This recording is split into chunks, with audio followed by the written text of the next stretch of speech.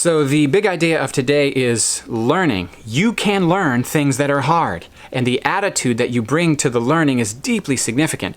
I think there's a lot of stigma in the United States around the issue of failure. We think that if we fail at something, that we probably just aren't going to ever be good at it, and we should never compete in that realm. And more importantly, we think that if we fail at things, then we are a failure, and we tend to not associate with people who are failures, and we don't want to be a failure. It's a core fear of a whole bunch of people, and it has a lot of cultural stuff to do with it. For example, there was this study done of elementary school age kids, American and Japanese kids, and the researchers were both American and Japanese as well.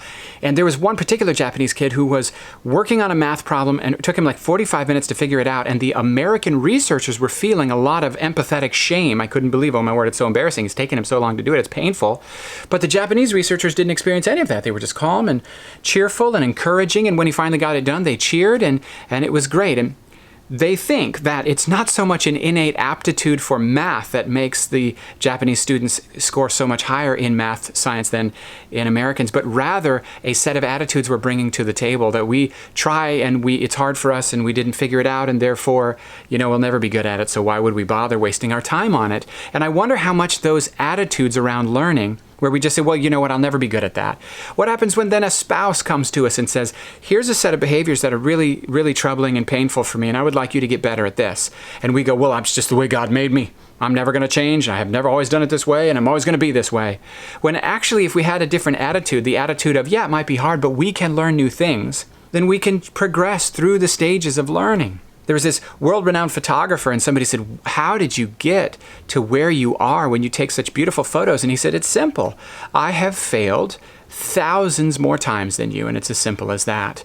This willingness to view failure as actually helpful. This reminds me of a story of IBM had a guy, and he made a bad decision for the company, cost the company $10 million. He walked into the boss's office and said, I suppose you want me to tender my resignation. And the guy says, why would I ask you to resign when I just paid $10 million on your training?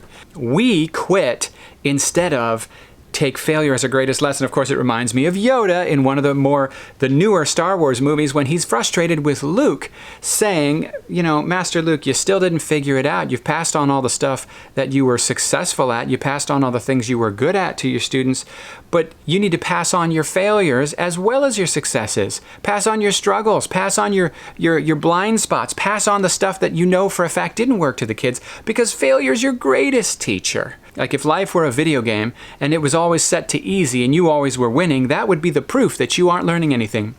It's when life gets set up to the hard setting and you start to fail consistently in some areas, that's how you know that you're going to be learning new skills, new mindsets, new behaviors, new beliefs. Because you can't thrive with the old set of beliefs in this territory. You have to upgrade. Alrighty.